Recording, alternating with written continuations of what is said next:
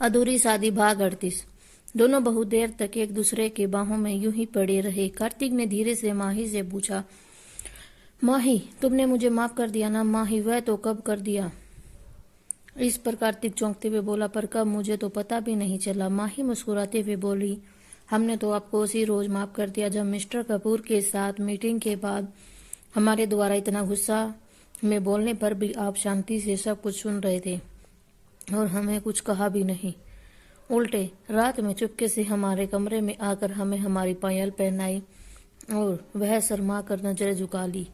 कार्तिक की आंखें हैरत से फैल गई। फिर उसके चुप हो जाने पर वह शरारत से बोला, और क्या? बोलो बोलो ना, चुप क्यों हो गई?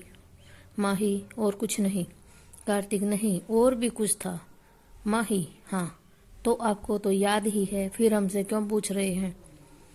कार्तिक, मुझे तुम्हारे मुंह से सुनना है। माही, अब आप हमें तंग कर रहे हैं। कार्तिक, नहीं तो बिल्कुल भी नहीं, उल्टे तुम ही मुझे तंग कर रही हो। जल्दी से बताओ, अब और नहीं बताओगी तो मैं गुस्सा हो जाऊंगा। माही, आप गुस्सा हो जाएंगे तो हम आपको खींच कर थप्पड़ लगाकर आपका होश ठिकाने लगा देंगे। कार्तिक, है माही, तुम अपने पति को मारोगी? माही, अब हमारे पतिदेव ने ही तो हमें कहा था कि जब वह गुस्सा करे तो हम उन्हें कसकर थप्पड़ लगा सकते हैं। कार्तिक, पर मैंने तो बस यूं ही कह दिया था। माही, पर हमने तो सीरियसली उस बात की गांठ बांध ली और हंसकर वहां से भाग गई। कार्तिक उसके पीछे दौड़ते हुए कहा, रुको, अभी बताता हूँ, थोड़ी देर में। कार्तिक माही को पकड़ लिया। माही ने बड़े ही प्यार से उसकी आंखों में देखा तो कार्तिक ने उसके माथे पर किस कर लिया। माही की आंखें बंद हो गई। दोनों के इकरार की खुशी थी या चांदनी रात का नशा। कार्तिक की सांसें माही को अपनी आंखों पर महसूस हुई। उसने कार्तिक के शर्ट को और भी कस के पकड़ लिया। कार्तिक ने धीरे से उसके दोनों पलकों को चूम लिया, फिर उसके दोनों गालों को भी। थोड़ी ही देर में उसके होठ माही के होठों के पास थे। उसकी गर्म सांसों ने माही के दिल की धड़कन को और भी तेज कर दिया। कार्तिक जैसे ही आगे बढ़ने को हुआ कि उसका फोन बज उठा। फोन की आवाज पर दोनों होश में आ गई। माही शर्म के मारे नजरें नीची कर ली। कार्तिक भी शर्मा कर फोन में देखने लगा। वह युग का फोन था। कार्तिक ने जैसे ही फोन पिक किया, उधर से पीहू की रोने की आवाज आई, क्योंकि वह रो रही थी, डैडा डैडा। कार्तिक घबरा कर बोला, हेलो मेरी एंजल, को क्या हुआ? आप रो क्यों रही हो? माही की आवाज सुनकर उसने फोन स्पीकर पर करने के लिए इशारा किया। वह जैसे ही कुछ बोलने को हुई, उधर से आवाज आई, डैडा, हमारी मम्मा कहीं खो गई हैं। हमने पूरे घर में खोज लिया, वह हमें कहीं नहीं मिल रही। फिर वह रोने लगी। यह सुनकर कि पीहू ठीक है, कार्तिक और माही दोनों ने चैन की सांस ली। फिर जैसे ही उन्हें ध्यान आया कि उसने भी क्या बोला, वह दोनों जोर से हंस पड़े। माही पीहू से बोली कि बच्चा, आपकी मम्मा तुरंत आपके पास आ रही है, वह कहीं नहीं खोई है।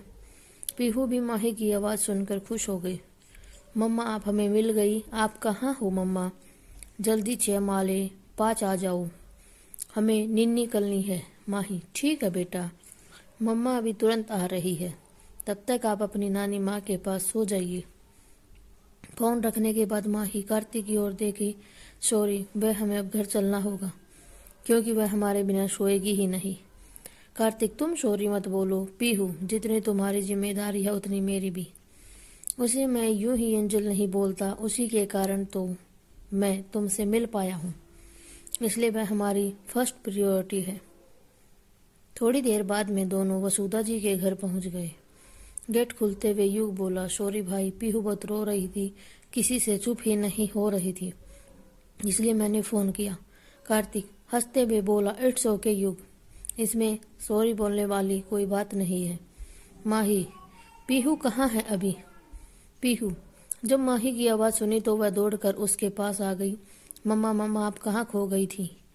तभी उसकी नज़र कार्तिक पर पड़ी तो वह उसकी गोद में चली गई। डैडा, आपने हमारी मम्मा को ढूंढ दिया, आप हमारे प्याले डाडा हो। आज तो पीहू डाडा के पाछे नहीं निकलेगी। और उसके गाल पर किस करके उसे कंधे पर अपना सर रख दिया। कार्तिक मुस्कुराते हुए बोला, ठीक है एंजल, आज आपके डैडा आपको निन्नी करवाएंगे। सब उन दोनों के चेहरे की खुशी देखकर समझ गए थे कि अब सब ठीक है, तो वे लोग भी गुड नाइट बोलकर सोने के लिए चले गए।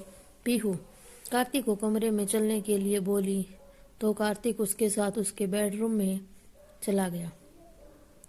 माही भी इसके पीछे पीछे बेडरूम में आ गई। उसने धीरे से वॉशरूम का गेट खोलकर अंदर चली गई। थोड़ी देर बाद वह चेंज करके बाहर आई तो देखी पीहू कार्तिक की गोद में सो रही थी। उसे देखकर कार्तिक मंद मंद मुस्कुरा रहा था। माही धीरे से पीहू को उसकी गोद से लेना चाहा तो वह नींद में ही अपनी छोटी छोटी हाथों से कार्तिक के शर्ट के बाजू को कस कर पकड़ ली। कार्तिक उसे इशारे से मना कर दिया। माही वहीं बेड पर दूसरे साइड में बैठ गई और बड़े ही प्यार से उन दोनों को देखने लगी। कार्तिक ने उसे यूं घूरते हुए देखा तो बोला, माही क्या तुम जानती हो कि मैं पीहू को एंजल क्यों बोलता हूँ? माही ने ना में सिर हिलाया तो कार्तिक आगे बताया, कार्तिक क्योंकि इसी की वजह से मुझे तुम्हारा पता चला था।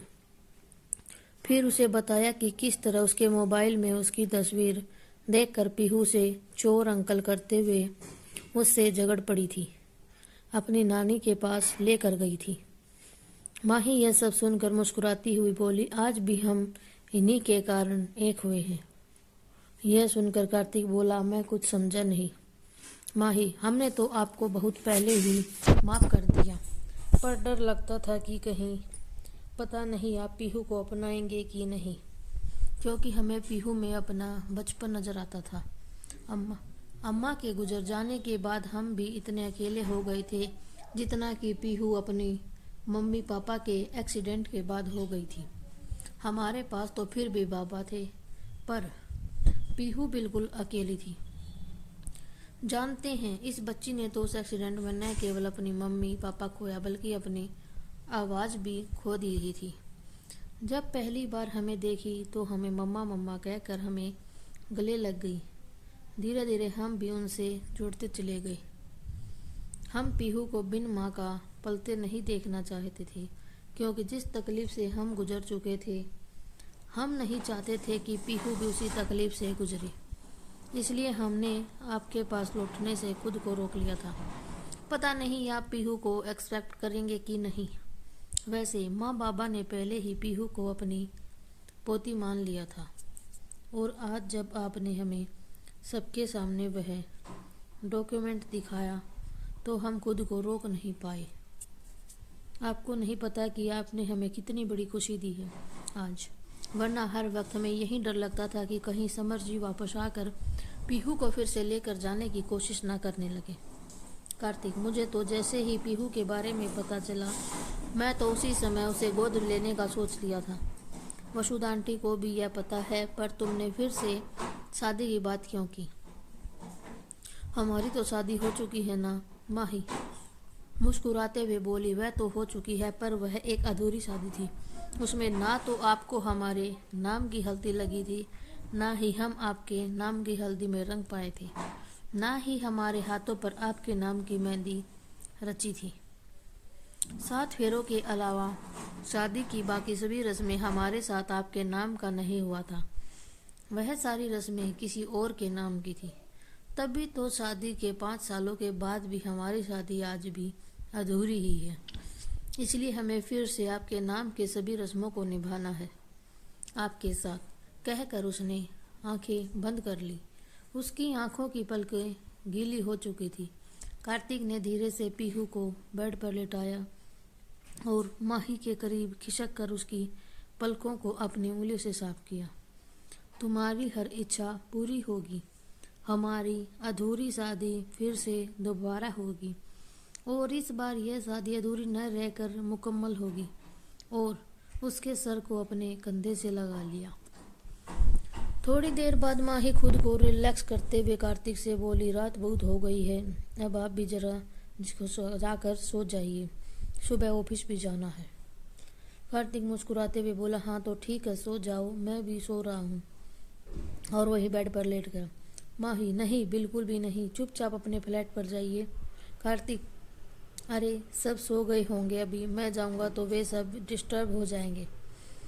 माही इस पर मुंह फुलाते हुए बोले, ठीक है तो सोइए, हम रिया के पास चले जाते हैं। कार्तिक, पर क्यों जाना है, यहीं सो जाओ ना, बहुत जगह है। अगर पीहू रात में जाकर फिर से मम्मा को खोजने लगी तो मैं क्या करूँगा। माही बोली, नहीं ढूंढेगी, देखा नहीं आपने, आपको देखकर किस तरह से आपके पास निन्नी करने चली गई। हमारे आने के बाद आज पहली रोज ऐसा हुआ है कि वह हमारी जगह किसी और की गोद में सोई है। आपने हमसे हमारी बेटी भी छीन ली। हाँ, और मुंह फुला लिया। तो कार्तिक हंसते हुए उसका गाल खींचने लगा। अले ले मेरी प्यारी सी गोलू मोलू डोल को हमसे जलन हो रही है। माही अपने गाल पर से उसका हाथ हटाते हुए बोली, आपका यही आदत हमें अच्छा नहीं लगता। जब देखो हमारी गाल खींचते रहते हो, हम फिर से बाबा से आपकी शिकायत कर देंगे। माही एक बार फिर से अपने बचपन की तरह उसी अंदाज में उसे बाबा की धमकी दी तो कार्तिक हंस पड़ा। बाबा की चमची तो माही उसे जीभ दिखाते हुए बाहर चली गई और रिया के पास जाकर सो गई। आज उस घर के हर सदस्य की आंखों में चैन और सुकून की नींद थी। सबसे ज्यादा सुकून युग की आंखों में था। अब तक वह खुद को ही माही और कार्तिक के अलगाव की वजह मानता था, और जब उन दोनों के बीच सब कुछ ठीक हो गया तो वह बहुत खुश था। दूसरे दिन माही कार्तिक के साथ ऑफिस पहुंची तो सभी स्टाफ ने सम्मान के साथ उसका वेलकम किया। उसे यह सब बहुत अजीब लग रहा था। उसने सभी स्टाफ से हाथ जोड़कर पोलाइटली बोला, आप लोग जैसे पहले हमारे साथ रह रहे थे, प्लीज वैसे ही बिहेव करें। कंपनी के लिए हम भी आप ही की तरह एक एम्प्लॉय ही हैं, कोई स्पेशल नहीं। उसके द्वारा ऐसा बोलने पर सबने उसे धन्यवाद दिया। सुहानी आगे आकर उसे अपने किए की माफ़ी मांगी तो उसने उसे भी माफ़ करते हुए बोली, आगे से इतना ध्यान रखिएगा कि बिना पूरी बात जाने किसी पर उंगली मत उठाइएगा। तभी सामने से सरावने जो रुद्र आए और उन्हें लेकर कैबिन में चले गए। कार्तिक रुद्र के साथ अपने कैबिन में गया और माही अपने बचे हुए कामों को कंप्लीट करने के लिए अपने डेस्क की ओर गई। उसे मालूम था कि अब उसे मुंबई लौटना ही होगा, तो वह अपने बचे हुए कामों को पूरा कर लेना चाहती थी ताकि उसके जाने के बाद कंपनी को किसी भी तरह की कोई दिक्कत न हो। काम करते करते अचानक से उसकी नज़र ग्लास वॉल के उस तरफ गई। कार्तिक अपने कैबिन में उस वक्त अकेला ही था और कुछ काम करने की जगह टेबल पर हाथ दिखाए से ही निहारे जा रहा था। उसने सारा से उस काम पर ध्यान देने को बोली, पर उसे तो कुछ सुनाई नहीं दे रहा था। तो वह उठकर उसके कैबिन में गई और ग्लास वॉल के पर्दे को फैला दिया। कार्तिक, अरे पर्दा क्यों फैला दिया, अब मैं उसे कैसे देखूंगा। इस पर माही मुस्कुराई, ओ तो जनाब इतने खोए हुए हैं कि उन्हें यह भी नहीं पता कि हम वहाँ नहीं हैं, यहाँ हैं। फिर कार्तिक के पास जाकर बोली, कार्तिक जी, ऑफिस काम करने के लिए होता है, किसी को निहारने के लिए नहीं। वैसे आप हमें छोड़कर किसे देख रहे हैं। कार्तिक उसी तरह खोए हुए जवाब दिया, अरे मैं तो बस अपनी बीवी को ही देख रहा हूँ, किसी दूसरे को थोड़े ही देख रहा हूँ।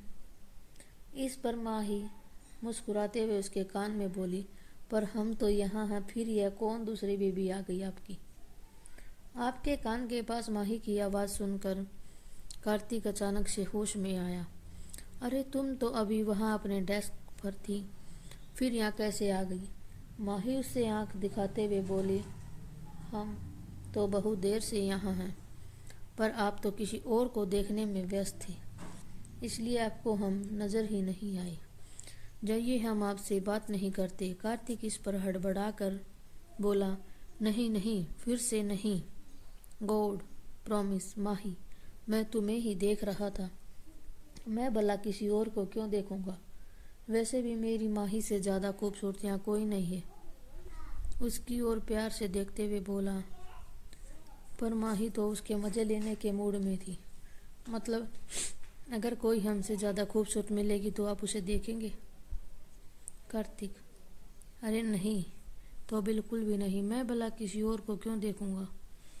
माही अपनी मुस्कुराहट दबाकर बोली, झूठ मत बोलिए, अभी आपने कहा था कि यहाँ हमसे ज़्यादा सुंदर कोई नहीं है। इसका यही मतलब हुआ ना कि आपने सभी फीमेल एम्प्लॉय को गौर से देखा। जाइए, हम अब आपसे नाराज हैं, बात भी नहीं करेंगे। इस पर कार्तिक अपने सर को खुजाते हुए बोला, क्या यार माही, क्यों मेरी जान ले रही हो? तुम तो अच्छी तरह से जानती हो ना, मैं किसी और लड़की को कभी नहीं देख सकता हूँ। उसके बोलने के अंदाज पर माही खिलखिलाकर हंस दी।